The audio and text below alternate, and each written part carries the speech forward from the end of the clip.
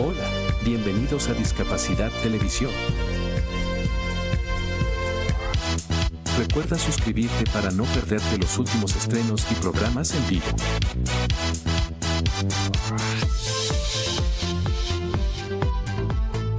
Danos un me gusta, y así nos ayudarás a conocerte mejor. Y saber qué programación es tu favorita. Por favor, no te olvides de compartir. Así, más personas podrán disfrutar de Discapacidad Televisión y toda su programación. ¡Hola, mundo! Muchas gracias. En un pasillo hay una mujer usuaria de silla de ruedas. ¿Ficción o realidad? La mujer se acerca a un ascensor y unas personas pasan delante de ella.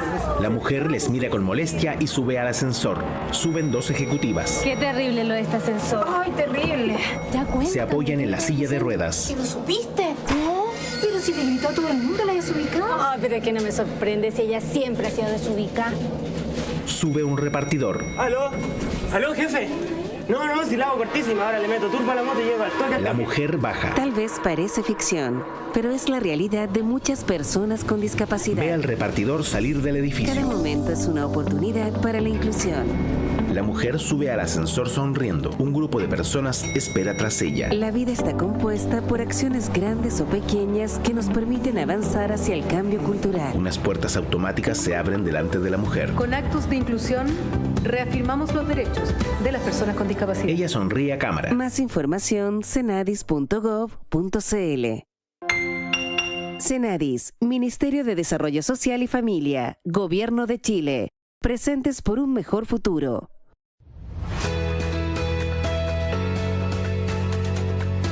En América Latina y el Caribe hay 70 millones de personas con discapacidad.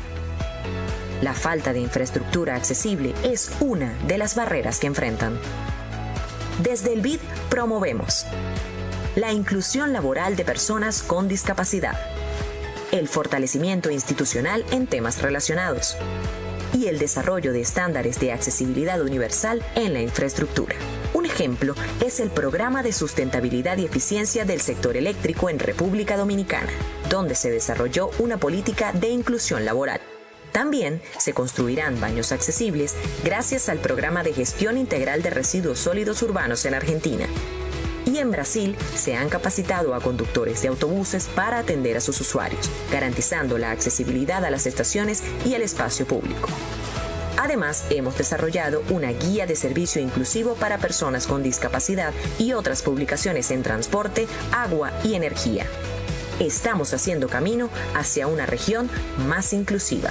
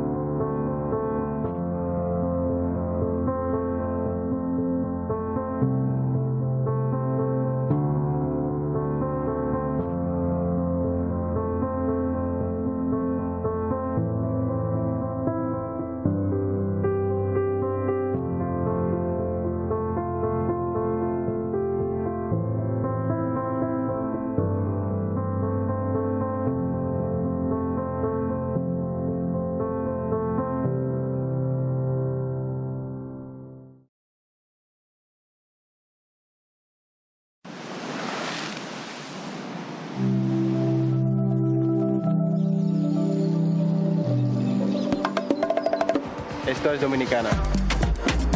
Playas donde solo escuchas tu eco. Mar. Comida. Mar. Surf. Gente buena. Ron. Montañas que rompen el océano. Los que vinimos por 10 días y ya llevamos 10 años. Los que vinimos por hacer y nos quedamos por amor. Mesas, bares, Hoteles. y hostales. En Dominicana, no importa por qué viniste. Aquí lo único que importa es por qué te quedaste y si quieres volver. Y que al recordarnos sonrías sin querer. Dominicana es su gente. Dominicana. Dominicana te sonríe.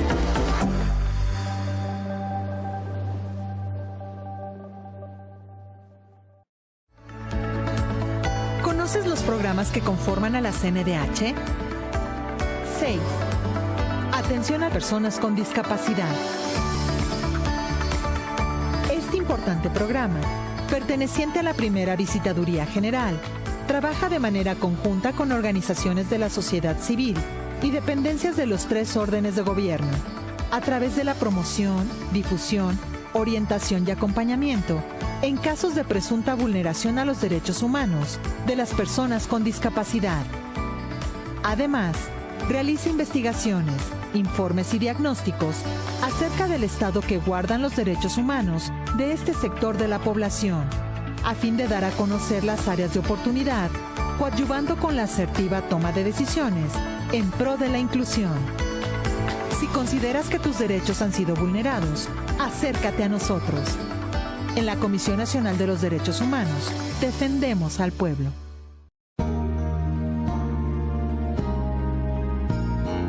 Discapacidad Televisión. ¡Hola mundo! Primer canal de televisión dedicado al colectivo de personas con discapacidad desde 2006. A continuación, Veces de Colores. Un programa dedicado al colectivo de personas con parálisis cerebral. Presenta Raquel Soto.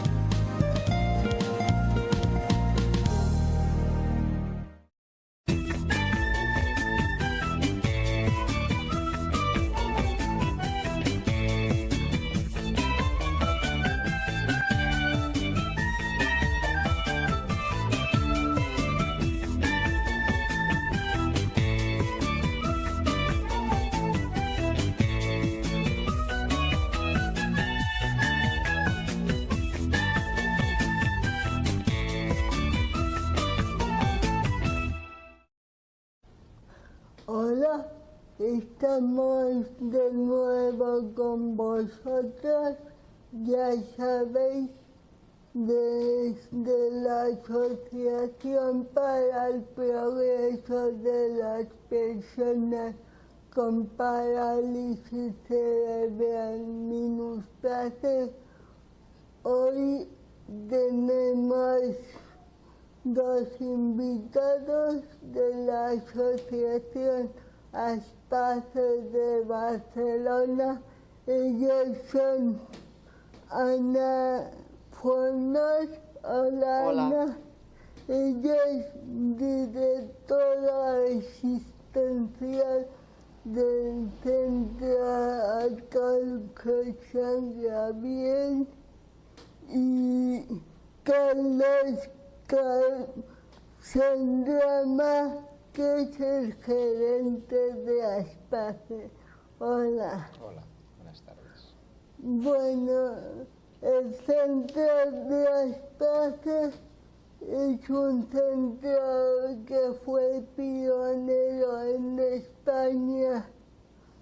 Creo que desde el año 59 se empezó a organizar desde una asociación de padres y en el año 61 ya estaba el centro como asistencia a personas con parálisis cerebral.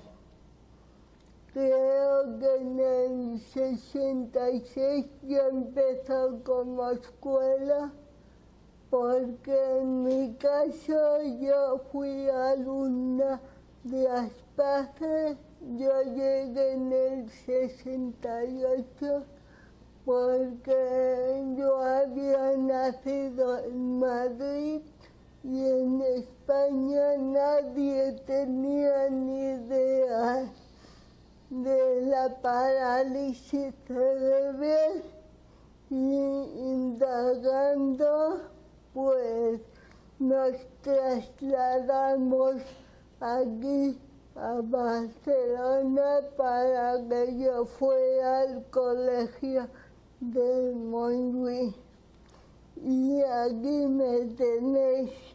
Cuéntame un poco lo que hacéis y cuántos centros hay de espacio en Barcelona? Bueno, pues si quieres, pues tal como ha dicho Raquel, vamos a hacer un poquito de repaso de estos años. Tal como has dicho, en el año 61 es cuando se crea el centro piloto Arcángel San Gabriel, que fue un centro pionero de tratamiento para personas afectadas de parálisis cerebral en aquel momento, ¿no? Ya en el año 66 se creó la Escuela de Educación Especial, tal como también has dicho muy bien, que te lo sabes muy bien, y en el año 72 se incorporó en la escuela el centro de lo que se llamaba en aquel momento el centro o la sección de maduración y terapéutica integral. Que eran parvulitos. Exacto, los MTIs que ahora llamamos en este momento, ¿no? Después ya más, todo esto fue evolucionando, ya vamos a saltar un poco de años. En el año 81 se pone en funcionamiento el primer centro ocupacional, ya para los más mayores, que en aquel momento se puso en la calle Numancia, después se trasladó a otro centro, más adelante. Y en el año ya 92 se creó un servicio de inserción laboral ya específico para estas personas con parálisis cerebral. En el año 96 el servicio de medicina de consulta externa ya aumenta mucho su actividad y se crean servicios como la reeducación del lenguaje, comunicación alternativa, la informática adaptada evidentemente a estos usuarios, la reeducación psicomotriz y la reeducación de actividad manual. Después ya pasamos un poquito más. En el año 97 se puso en marcha el Centro de Servicio de Ayudas Técnicas, del CRA, que le llamamos en este momento. ¿Sí? Fue un poquito más tarde, fue en el año 99, no. El Espacellar ahora también le llamamos ocio, es un servicio que en principio daba soporte a las familias en el domicilio, pues a través de cuidadores, que llamábamos también canguros o ayudas en el hallar, y esto ha ido creciendo y en este momento pues también sirve, o sea, damos servicio de ocio, ocio, salimos de excursión con distintos usuarios los fines de semana, van al cine, etcétera, etcétera, O sea, Espacellar es un servicio un poquito más grande de lo que era en el año 92. Como un Splay. Splay, colonias. Exacto, porque también montan el Splay en verano, van de colonias, etcétera. Pero solo los usuarios de centros de espacio pueden añadirse. Bueno, muchas veces se añaden de fuera, porque una cosa es los usuarios que tenemos en la escuela o los centros ocupacionales, pero como tenemos una consulta externa muy amplia y viene mucha gente a visitarse y mucha gente a hacer rehabilitación, pues muchas veces alguna de estas personas, pues nosotros les decimos que tienen este servicio y se apuntan. Estamos abiertos a todo, en este sentido. Después, en el año 99, para acabar un poquito esta historia, se crea, nos dan la gestión de un CEDIAP, que es el centro de, esto la doctora lo explicará mejor después, pero es el Centro de Desarrollo y Atención Precoz Infantil de niños de 0 a 3 años. A 6 ahora. Ahora es a 6 años. Sants Montjuïc, del distrito. Sí. Del distrito. Más tarde se creó otro centro ocupacional. Ahora tenemos 2 centros ocupacionales, uno en Badalona y otro en Puebla. De Badalona, Exacto. Que próximamente haremos con ellos un taller de cocina una vez al mes. Sí, porque son expertos. Cuando tengamos el cámara ya fuimos allí y lo hablamos. Muy bien. Y pues hacen platos maravillosos. Sí. Y unos postres buenísimos. Ellos cada semana hacen un menú, cada viernes. Van a comprar y lo guisan. O sea que muy bien. Vas a ir muy bien ese programa, Yo seguro. Es que pensé que era ideal hacer un poco de cocina de supervivencia, claro. ¿no? Cuando te quedas un Cuando poco... te independizas o te quedas solo, ¿no? Claro, muy bien. Muy bien. Y bueno, y ya en el año, me parece que fue el 2005, se creó un centro especial de trabajo, que ahora está en la calle Marco Aurelio, y ahora pues tenemos 3 personas que están haciendo trabajos para la comunidad. Por lo tanto, esto ha sido a lo largo de los años, lo hemos resumido mucho, pero si hemos de resumir un poquito qué es Aspace, que trabajan en este momento 200 trabajadores, y esto es importante decirlo. Además, mira, en este momento lo que se hace es un servicio de atención especializada, ambulatoria, un servicio de hospitalización parcial, rehabilitación, que es una de las cosas fuertes que tenemos. Hay el Centro de Desarrollo Infantil, que hemos dicho que es el CEDIAP, y de atención precoz, y la Escuela de Educación Especial. Después tenemos los 2 centros ocupacionales, de Badalona y de Pueblo Nuevo, y después tenemos también Aspace Sports y IAR, que hemos dicho, en deportes también es un fuerte de Aspace, el CRA, de las ayudas técnicas, y el SIL, que es el Servicio de Integración Laboral, que nos lo dejábamos. Exacto. Y ahora, al final de todo, que lo dejaba para la final, vamos a construir, o estamos construyendo ya una residencia de 45 plazas con 15 plazas más de centro de día. Que en total habrán 60 plazas de centro de día. ¿Que se acabará o será como la Sagrada Familia? Bueno, depende de las ayudas que tenemos que recibir. O sea, que esperemos que a final del 2012 esté acabada. Ten en cuenta que, por ejemplo, Aspace, ¿cómo se mantiene? Pues Aspace tenemos la suerte de que tenemos un convenio con Sanidad, que es de donde recibimos casi el 80% de los recursos, que es un convenio que se firmó hace ya 10 años. Para el tema médico. Claro, claro. Pero para como los temas de salud. Tema de salud, pero claro, el tema de salud es el más fuerte en Aspace, porque tanto las personas que están en el colegio como los que están en los centros ocupacionales como los que vienen a visitarse están atendidos, y sobre todo el tema de rehabilitación, etcétera, ¿no? Después tenemos una gran fuente de ingresos, que es a través del Departamento de Acción Social y Ciudadanía, del ICAS, que son los que mantienen los centros ocupacionales. Han cortado el grifo. Que han cortado un poquito el grifo. Pero que teníamos concierto. Tenemos exacto. En el CEDIAP tenemos concierto, y entonces al tener concierto está garantizada la atención de los niños de 0 a 6 para el distrito de Sants Montjuïc. Eso está. Los ocupacionales sí que son subvencionados. Aquí es donde podemos tener. Ahí tenemos el retraso un poco, ¿no? Y la residencia también será concertada. Claro que sí. Entonces el SIL es a través del Departamento de Trabajo en estos momentos, que también son subvenciones que te las dan o te las recortan, más bien nos las recortan este año, y después de otras ayudas que tenemos de privados, pero poquitas, muy poquitas en este momento de crisis.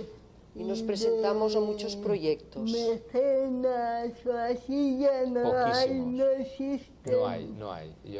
Por desgracia, cada vez hay menos. Ahora son proyectos, nos presentamos a proyectos. Sí, exacto. Presentamos a proyectos, a fundaciones, a entidades bancarias, la Caixa, y entonces, pero siempre es a través de presentar unos proyectos, y a partir de este proyecto, si te lo subvencionan, pues podemos de alguna manera implementar alguna de las actuaciones que hacemos con nuestros usuarios.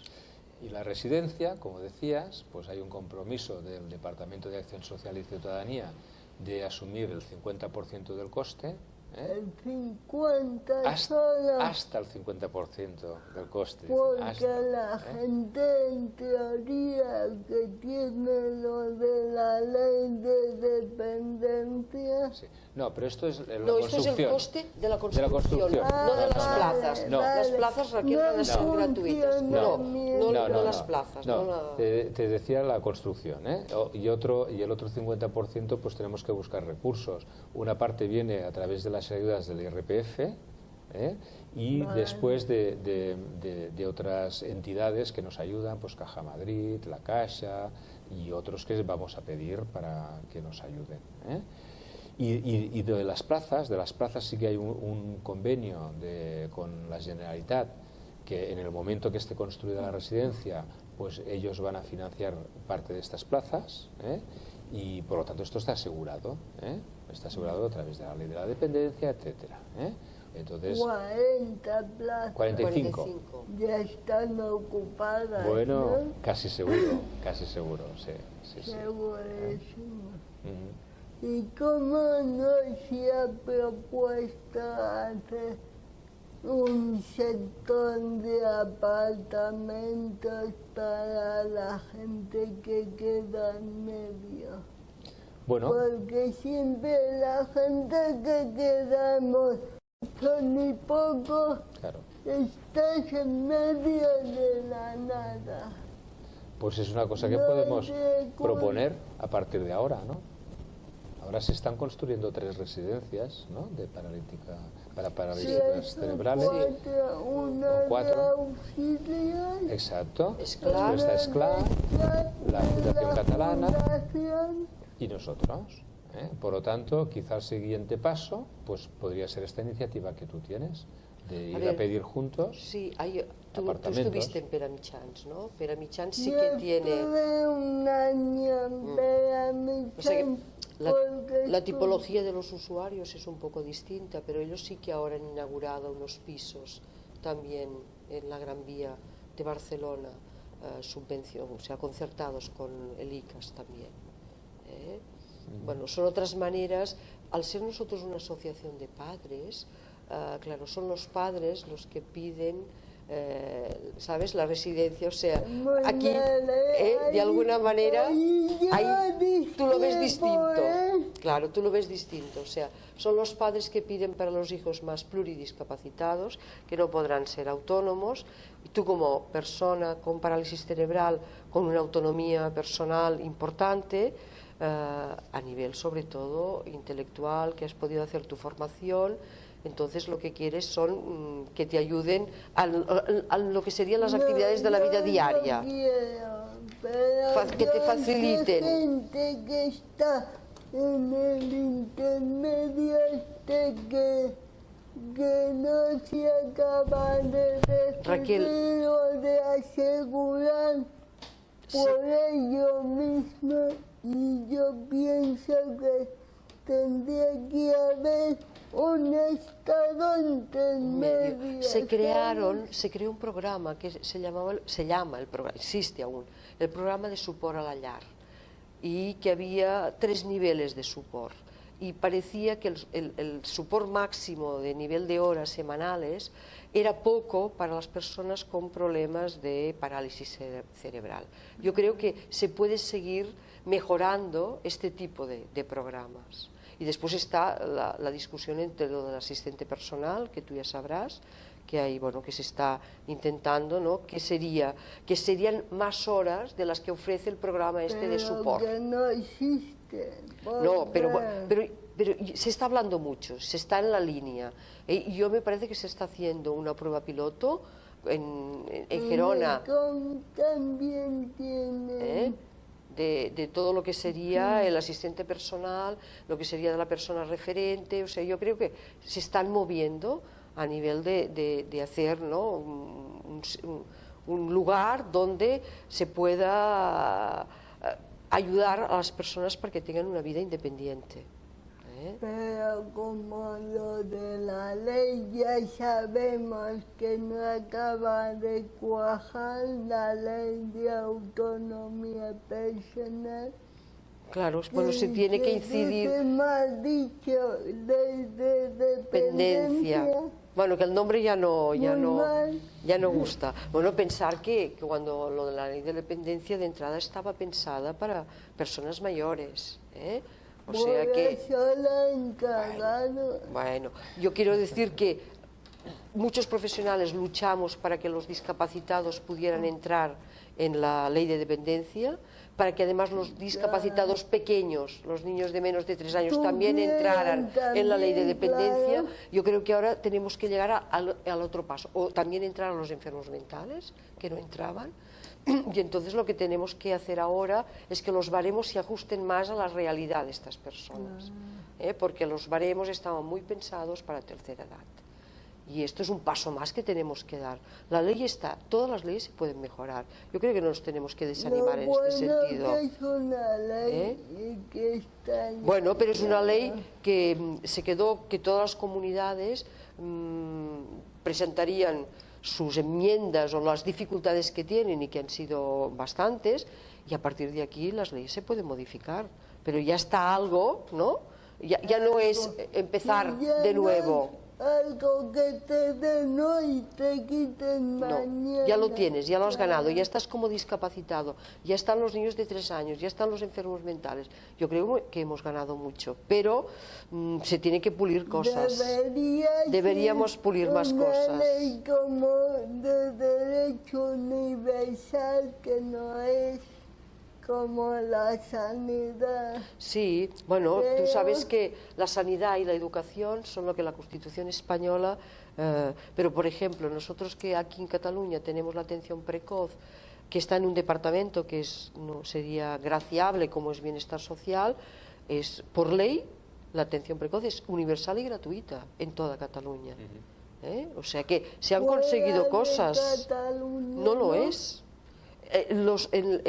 Por ejemplo, en la comunidad de Andalucía, que depende de sanidad, sí que es gratuita, pero en otras comunidades que dependen de bienestar social, no es gratuita, no lo es. Por lo tanto, aquí en Cataluña no depende ahora en estos momentos, hace muchos años que depende de acción social, pero en cambio, por una ley del 2003, es universal y gratuita. O sea que se pueden conseguir muchas cosas. Todos los niños pequeños que tienen trastorno del desarrollo están atendidos en una red pública, y las familias no pagan nada y tienen el servicio para cada distrito, para cada comarca.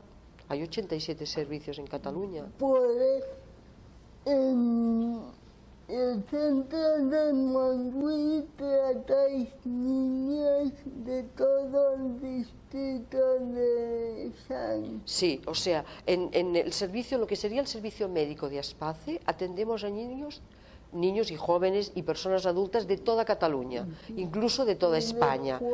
Vienen de otras comunidades con desplazamiento para que podamos hacer la visita neuropsicológica, psiquiátrica y de rehabilitación. Pero en el CEDIAP, lo que es el Centro de Desarrollo Infantil y Atención Temprana, somos el centro de referencia del distrito de Sant-Montjuïc. Por lo tanto, los niños de 0 a 6 años que tienen trastorno del desarrollo o que tienen alguna dificultad en la crianza, pueden venir y no hace falta ni que pasen por el pediatra. Pueden venir directamente las familias solamente llamando por teléfono, que vivan en la zona y que les preocupe algo del desarrollo de su hijo o hija y pueden ser atendidos en nuestro servicio. Por un equipo interdisciplinar. Podéis participar en el chat si queréis hacer alguna pregunta directamente, a ver si os animáis. Entonces, en el tema médico, lo que a mí me resulta extraño, porque sigue habiendo el mismo tanto por ciento de niños con parálisis cerebral, si la medicina teóricamente ha avanzado mucho. A ver, Raquel, mira, sí que ha avanzado mucho la medicina y entonces, por las técnicas, la etiología de la parálisis cerebral es un cuadro clínico muy complejo y las técnicas, la medicina ha avanzado mucho, por lo tanto, la etiología de la parálisis cerebral de los niños y niñas que tuvieron asfixia en el momento del parto, esta etiología se ha disminuido muchísimo. Evidentemente en una comunidad como pero en una comunidad como en Cataluña vemos muy pocos niños que hagan una asfixia en el parto. Sí que hay enfermedades de la madre y enfermedades del propio niño que pueden llevar a a este trastorno en el momento del parto. Esto ha disminuido muchísimo, pero por ejemplo, las técnicas que tenemos ahora nos han ayudado a que nazcan niños muy pequeñitos, niños grandes prematuros, pero los grandes prematuros de ahora son de 24 y 25 semanas, pesan menos de 700 gramos. Estos niños tienen muchas dificultades, se pasan muchos tiempo en las unidades de neonatología, algunos de ellos con un cerebro, bueno, todos ellos con un cerebro muy inmaduro, con mucha fragilidad, y estos niños después son paralíticos cerebrales con pluridiscapacidad, una gran mayoría de ellos. Por lo tanto, lo que hemos disminuido por un sitio, lo hemos ganado. Tenemos todo lo que es el soporte a la fertilización.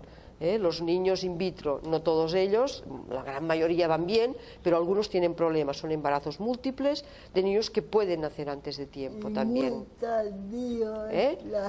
Las madres ahora se embarazan más tarde, o sea, el mundo, la sociedad ha cambiado muchísimo, entonces estamos evitando todos unos factores de riesgo, pero tenemos otros factores de riesgo que son distintos, y por lo tanto esto equipara que la parálisis cerebral, pues como etiología, como título general, sigue habiendo parálisis cerebral. Lo que pasa es que la clínica de los niños también es distinta. Tenemos más niños más pluridiscapacitados y menos niños con más afectación motora y menos afectación cognitiva. Porque ¿hasta cuántas semanas se puede salvar un niño?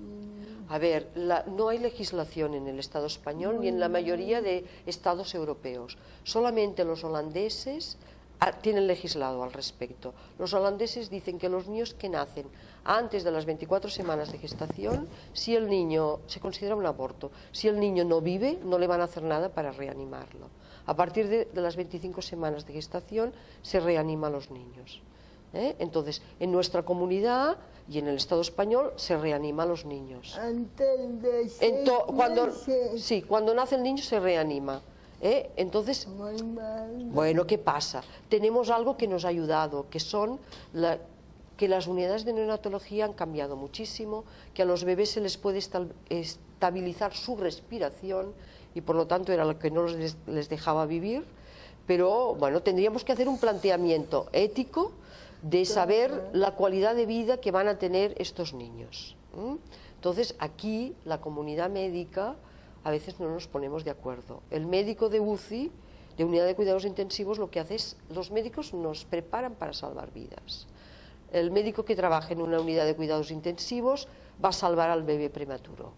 Yo, que soy neurólogo y neuropediatra y que veo las secuelas, seguramente haría otro planteamiento de pensar la calidad de vida que va a tener este bebé. Pero también hay otra cosa que no nos ayuda mucho, y es saber que el cerebro de cada niño es distinto, que cómo va a aguantar el cerebro de este niño la inmadurez, o la agresión que representa una asfixia, el nacer antes de tiempo, el interaccionar, el que este cerebro interaccione con el mundo externo antes de lo que tendría que ser, o sea, que reciba los estímulos. Esto no lo podemos garantizar. Hay personas, te pongo un ejemplo, que se ahogan en una piscina. Hay algunos que no les pasa nada y otros que con 3 minutos de anoxia su cerebro deja de funcionar, deja de ser un cerebro que pueda tener una actividad adecuada. Por lo tanto, personalmente cada cerebro tiene puede que reciba la agresión y reaccione de una manera determinada. Aquí es lo que nosotros no tenemos la certeza de que todos los niños de 25 semanas de gestación van a ser discapacitados, ¿sabes? Y a partir de aquí es donde está la polémica. Yo sería de las personas o de los profesionales que me plantearía éticamente qué representa tener un bebé que después va a tener muchas deficiencias. Pero bueno, es una discusión que nos tenemos que plantear y se tiene que resolver. Es un trabajo interdisciplinar, es un trabajo de grupo, de ética, de que las familias en el momento que les nace un niño tienen un impacto tan importante que es muy difícil poder decidir qué van a hacer con sus hijos. Igual puede decidir antes. Tú estás planteando antes cuando sería si nosotros vemos a un niño que en el útero de la madre ya no se está desarrollando bien. Entonces, bueno, en nuestro país tenemos el aborto terapéutico, pero muchas veces tampoco hay familias que por sus convicciones religiosas, éticas, personales, deciden tener según qué tipo de hijos. Y como sociedad y como país avanzado, lo que tenemos que hacer es darle soporte. Nos tenemos que ir a publicidad, pero volvemos en un momentito.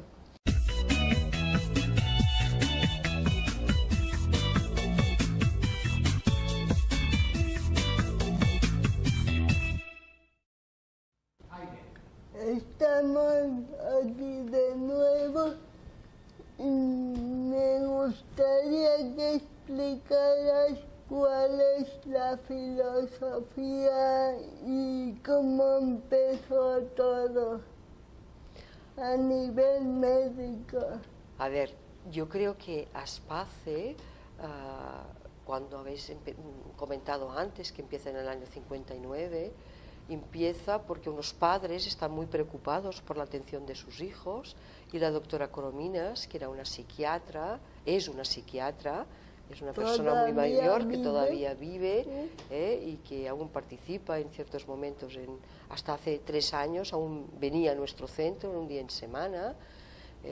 Ella estaba en Inglaterra y estaba haciendo psicoanálisis en Inglaterra y entonces vio el modelo asistencial que tenían algunas escuelas y algunos centros en Inglaterra, cómo atendían la discapacidad y en concreto la parálisis cerebral, cómo se integraba toda la actividad asistencial en un solo centro, cómo los niños no se movían y eran los profesionales los que trabajaban alrededor de la discapacidad del niño. Y además haciendo sobresalir no solo la discapacidad, sino al contrario, haciendo sobresalir lo bueno que tenía la parte sana del niño y donde los profesionales trabajaban sobre la parte sana, de una manera muy global, donde la escuela y la rehabilitación se encontraban en el mismo sitio.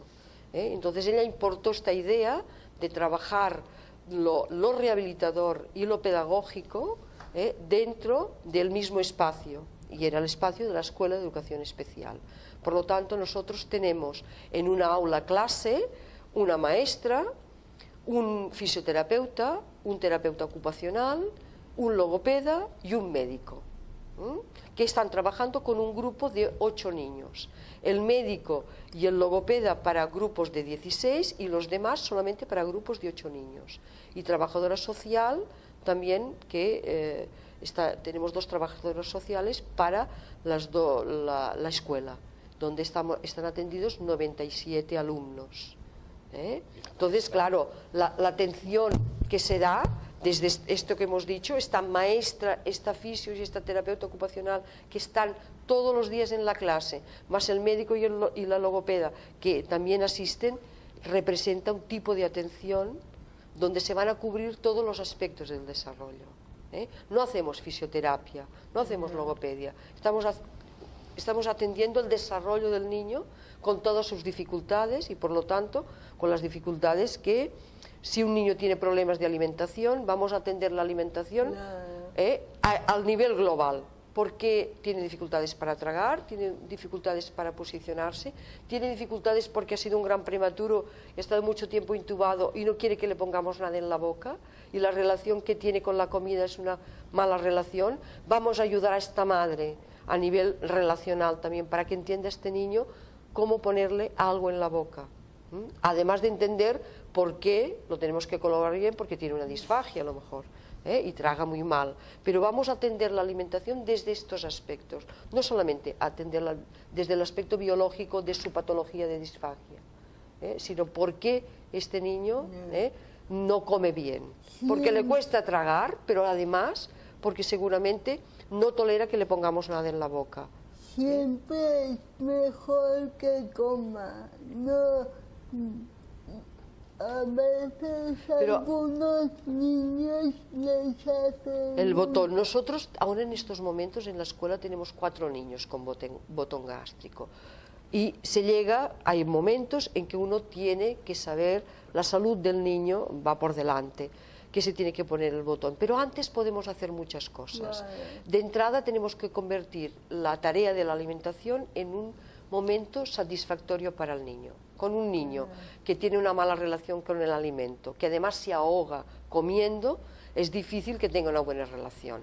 Por lo tanto, antes podemos hacer muchas cosas, sobre todo es intentar esto, que esta relación con la comida, que a veces será comiendo poco, siempre le dará a la misma persona, intentaremos que sea la textura que le va mejor, y esto lo sabemos por pruebas que podemos hacerle, y esto cuando empieza a funcionar se lo enseñamos a la mamá y al papá, y los padres pueden venir a la escuela y verlo, cómo lo hacemos, cómo lo va a colocar la mamá, cómo de esta manera el niño tiene menos sensación de ahogo, y entonces la comida se convierte en algo más satisfactorio. Intentamos con las texturas, con los olores. Hay algún niño, mira, por ejemplo, ahora en estos momentos, yo tengo un niño en el grupo que solo come con la madre. ¿Qué hacemos? Este año hemos conseguido que ella le traiga la comida. Desde que la mamá le trae la comida, por lo tanto, cuando abrimos el tupper, el niño huele que es la misma comida de la casa, y ahora le está dando la fisioterapeuta, le damos poquito y muy despacio. Este año está comiendo. El otro día teníamos la reunión con la mamá y estaba tan contenta porque este niño está comiendo con nosotros ahora. Pero esto requiere tiempo y requiere que todos los profesionales nos pongamos de acuerdo cuál es el objetivo a conseguir este año. Y que la comida es tan importante como que este niño aprenda un color. Que también, que una cosa no dejamos de hacer la otra. Siempre es mejor que coman que poner... A ver, es una satisfacción la comida, y entonces nosotros intentamos hacer que coman primer plato y segundo plato, ¿no? Para que puedan distinguir dos tipos de sabores distintos, ¿no? Y que haya postres. Hay niños que comen muy poco y entonces esto no lo podemos hacer así. Yo creo que tenemos que saber qué niño tenemos delante, qué necesidades tiene, cuáles son las necesidades de su familia, y entonces nosotros adaptar todo esto al programa que nosotros vayamos a hacer, a lo que vayamos a hacer con este niño. Por lo tanto, la atención es individualizada, cada niño tiene una atención distinta. En el caso que este niño en concreto, que tenía que venir la madre a darle la comida, eso supone que la madre se tiene que dedicar exclusivamente al niño. Bueno, esta madre ahora solo le trae la comida. Que ella en la reunión el otro día decía, es un sacrificio para mí, porque ella no hace una comida que dura 2 o 3 días, ella cada día hace la comida con alimentos naturales, ¿no? Y por eso huele tan bien, y cuando hables el tupper el niño ya está, ¿no? Imaginando, pensemos que este niño está funcionando a nivel muy sensorial, es como el bebé que huele y distingue la leche de la madre, le pones varios y sabe distinguir cuál es la leche de su madre. Este niño funciona a nivel sensorial y sabe distinguir la comida de su madre, porque es esta comida que tiene un olor especial y que por lo tanto nosotros lo estamos utilizando para que de alguna manera nos podemos acercar con una profesional que hemos escogido, la que él tolera mejor, es la profesional. Bueno, que en estos momentos ya hemos conseguido que el día que no esté la fisioterapeuta, la terapeuta ocupacional también le puede dar de comer. No se lo termina todo, pero también le puede dar de comer. Por lo tanto, es este tipo de atención, es este el modelo. No es al niño darle la comida porque se tiene que engordar, tiene que comer, que también, sino que esta actividad represente un placer para él, al menos no sea angustioso, no se ahogue. Habrá que contratar a la mamá de cocinera. Bueno, lo hablamos. Tenemos que hacer, bueno, nosotros, como en todas las entidades, estamos utilizando un catering que nos funciona bien, pero que a veces las texturas pues no son las que... esto es una de las cosas que nuestras logopedas trabajan más, ¿no? Conseguir la textura que cada niño necesita, si es de pudding, la que sea, para que bueno, sea el alimento más agradable y que le facilite más el tragar. tenéis 97 niños de todas las edades. De 3 a 21. La escuela es obligatoria en Estado español de 6 a 16. Pero en las escuelas de educación especial nos dejan que los chicos se queden hasta los 21 y luego tenemos parvulario. Entonces hay niños que entran a los 3 años con una adaptación importante, ¿eh? O sea, no entran de entrada de 9 a las 5 de la tarde, sino que hacen una adaptación en el parvulario. Tenemos preguntas. Vicky pregunta, ¿se podrá mejorar la parálisis cerebral con las células madre? A ver, seguramente están habiendo muchos avances. Pensar que ahora malformaciones cerebrales se están corrigiendo dentro del útero materno. En la unidad de atención prenatal de Vallebrón se puede operar una hidrocefalia en útero. Por lo tanto, lo de las células madre seguramente tardaremos, pero seguramente nos ayudarán para algún tipo de patologías. Para algún tipo de patologías. La etiología de la parálisis cerebral es múltiple. Por lo tanto, no será lo mismo un niño que ha nacido prematuro y que no ha podido organizar su cerebro que un niño que ha tenido una hemorragia cerebral en el útero o a los 6 meses de vida. Seguramente será distinto. Están interactuando. Dice Vicky que en Alemania se están haciendo operaciones con células madre y alguien del Schilderspace está comentando que se podrían usar en enfermedades neurológicas, pero no en parálisis. En enfermedades neurológicas degenerativas, o sea, primero en estas patologías, cuando el cerebro ha funcionado bien y ha dejado de funcionar por alguna patología, por eso decía que la etiología de la parálisis cerebral, según en qué etiología, avanzará más lo de las células madre que en otra etiología. El Parkinson es una enfermedad degenerativa, entonces seguramente aquí avanzará más. Ahí evidentemente nosotros estaremos pendientes. Yo sé, en esto que Vicky hablaba de Alemania, nuestro médico rehabilitador se puso en contacto con un médico alemán para lo de las células madre. Sé que están hablando de ello, no que estemos trabajando, para que nos explicaran. Lo que pasa que al no presentarles un paciente en concreto, creo que hubo como dificultades para que nos explicaran algunas cosas. Querían un paciente en concreto y en cambio esto no era así. Nosotros hacíamos una pregunta de médico a médico, ¿no? De médico rehabilitador a médico que estaba estudiando. Seguramente tendremos más información.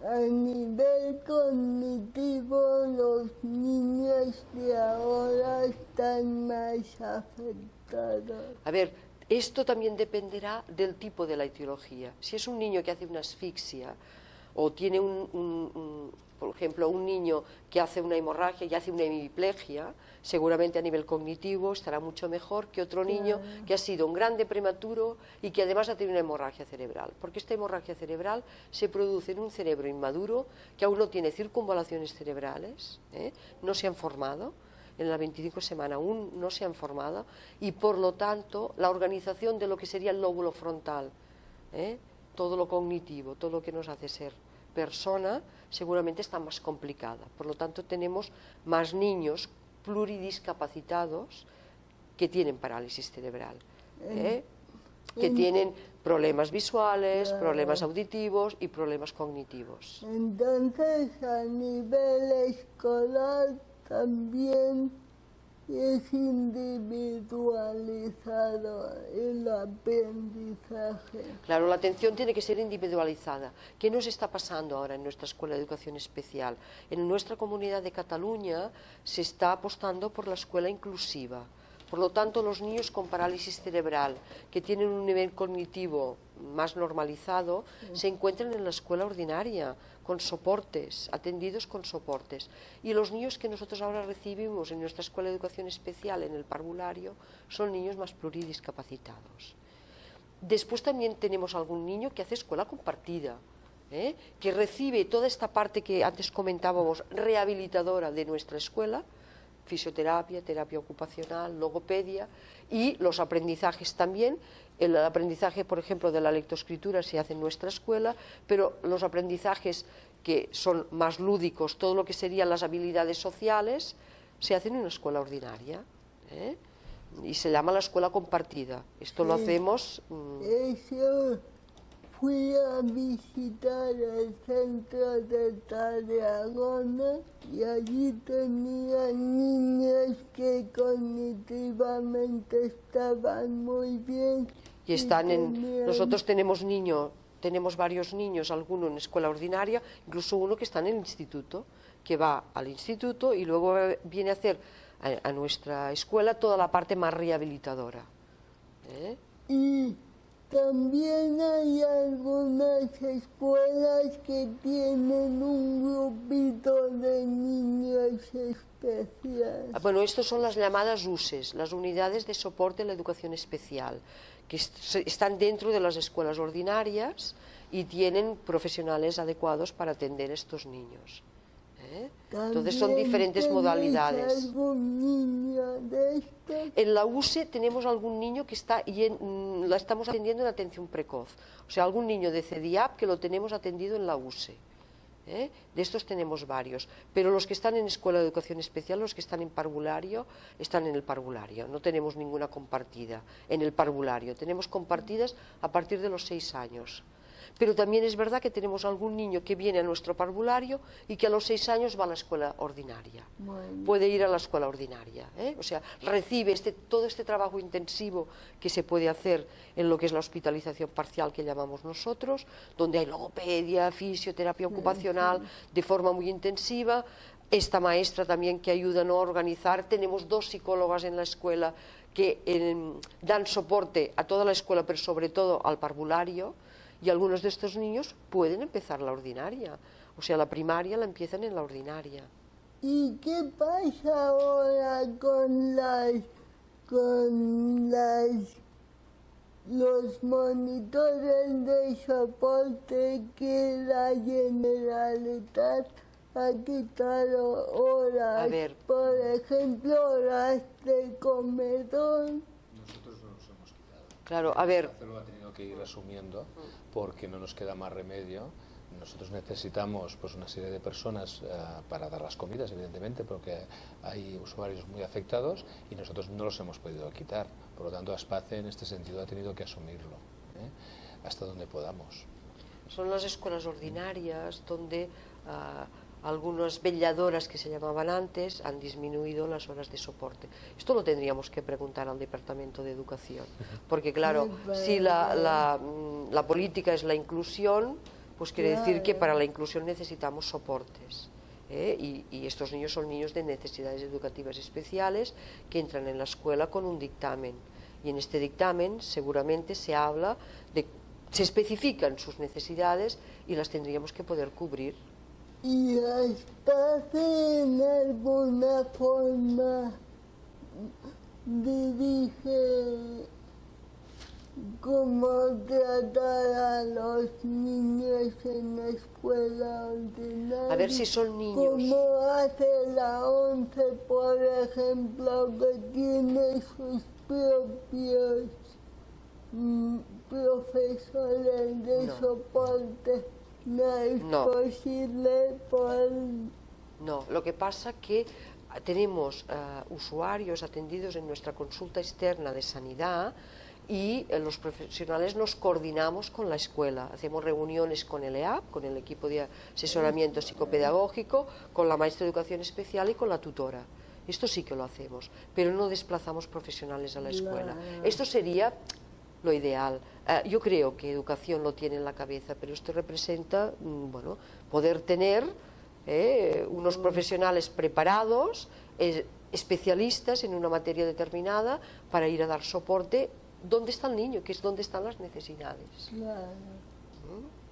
Otra cosa, a nivel médico, tenéis psicólogos, tenéis radiología, tenéis oftalmología. Tenemos un servicio de psiquiatría con psiquiatras y psicólogos, tenemos un servicio de neurofisiología con técnica para electroencefalogramas, un médico neurofisiólogo y una oftalmóloga.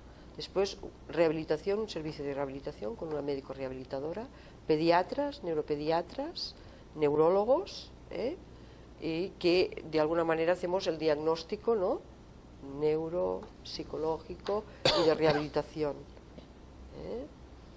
Faltaría, yo creo, un ginecólogo. Siempre lo propongo. A ver, nosotros... Porque normalmente los médicos normales no tienen ni puñetera idea. Pero antes hablábamos de los ginecólogos ya es patético. Pero Raquel, fíjate, si antes hablábamos de lo que significa la independencia de las personas con discapacidad o las personas con parálisis cerebral, tendríamos que conseguir que desde la red sanitaria pública primaria todo el mundo tuviera que poder atender y, bueno, se pida ayuda al profesional que se necesita. Las visitas son programadas, las urgencias es otra cosa, pero una visita programada, saber que vamos a visitar este día a varias mujeres que son paralíticas cerebrales y que necesitamos una persona que nos ayude a entenderlas. Yo lo que no quiero es tener que hacer, que a veces lo he hecho, algún informe diciendo, tengo una paciente en consulta externa, diciendo, esta señora habla mal, no porque haya bebido, anda mal, tiene una ataxia, no porque esté drogada ni esté bebida, porque tiene parálisis cerebral. Y esto no tendría que poder pasar. Yo tengo una paciente que se lo he tenido que hacer. Le he hecho un informe porque ha ido 2 veces al hospital y no la han querido atender porque pensaban que estaban... Bueno, por eso es una parte de las asociaciones que tenemos que hacer que la sociedad entienda y los profesionales sepan que hay otras personas con unas dificultades determinadas, que su lenguaje no es el adecuado, pero que pueden expresarse y que explican lo que sienten y que pueden decir dónde les duele. Bueno, en eso estamos... Bueno, por eso vosotros tenéis vuestro trabajo, nosotros el nuestro, en concienciar que el ginecólogo que te pueda atender, si no te entiende, pide ayuda. Pero que sepa que una mujer con parálisis cerebral no le falta un agujero. No, y que necesita el mismo respeto que cualquier otra mujer. Eso es lo que tenemos que pedir, respeto. Que ni siquiera te mira. Bueno, pero eso es lo que tenemos que intentar, que las enfermedades generales, de salud general, se puedan cubrir desde una sanidad, que tenemos una buena sanidad en Cataluña, y se tienen que poder cubrir desde sanidad.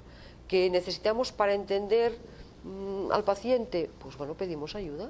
Igual como un paciente que no oye se pide un intérprete, pues también podemos tener un intérprete. Nosotros tenemos muchas yo como profesional, yo tengo pacientes que en consulta externa que vienen y yo hago salir a los padres para que la persona con parálisis cerebral me cuente sus cosas. Que tengo que estar más rato, es verdad, no puedo hacer una visita rápida, express, tengo que hacer una visita que dura más de 45 minutos, pero me puede explicar lo que le pasa, desde los sentimientos, lo que significa, ¿no?, sus dificultades, qué le pasa en el centro, si su mamá y su papá se pelean, si resulta que la abuela está enferma. Es que yo creo que eso también es culpa de la propia persona con parálisis cerebral. No, la gente que cognitivamente está bastante bien debería salir más y trabajar en cualquier ámbito de la vida. Sí, lo que pasa es que a veces ahora la vida se ha vuelto muy competitiva y las dificultades que son para toda la población en general, para una persona con parálisis cerebral aumentan. Y si no tiene un soporte, si no tiene alguien, ¿no? Tú estás aquí donde estás, ¿a quién darías las gracias? A mi madre. Pues ya está. Raquel, lo has dicho todo. No solamente son los profesionales, las familias tienen que dar un soporte, y cuando uno tiene este soporte, muchas veces podemos hacer grandes cosas. Pero esto también le pasa a personas que no tienen parálisis cerebral, porque el mundo es competitivo para todo el mundo. O sea, tú le darías las gracias a tu madre, y esto es muy importante. Bueno, pues me gusta que lo digas, ¿no? O sea, pero a los profesionales, pero en primer lugar a tu madre. Tu madre ha creído en ti, tu madre ha pensado, tu madre y tu padre han creído en ti y te han intentado ofrecerte el máximo que te podían dar. Y entonces han buscado los mejores profesionales y en estos momentos los pedantería encontraron las PACE donde creían que habrían los mejores profesionales. Se nos está acabando el tiempo, se ha hecho muy cortito. Bueno, otro día. Hay muchos temas. Muchas gracias a los dos y espero poder tenerlos más como tenéis varias centros. Nosotros te ofrecemos que otros servicios, otros profesionales de nuestra institución pues puedan venir a ir viendo lo que es el ciclo vital de una persona con parálisis cerebral. Muchas gracias, Raquel. Gracias a todos.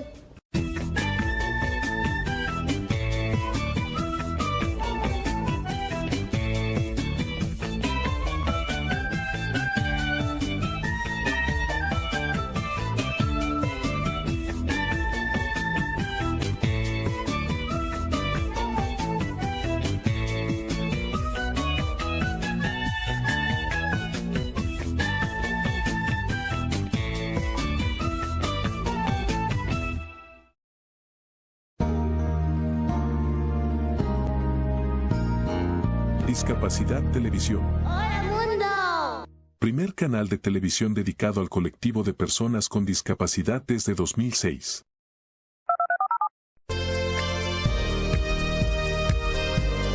Hola, bienvenidos a Discapacidad Televisión. Recuerda suscribirte para no perderte los últimos estrenos y programas en vivo.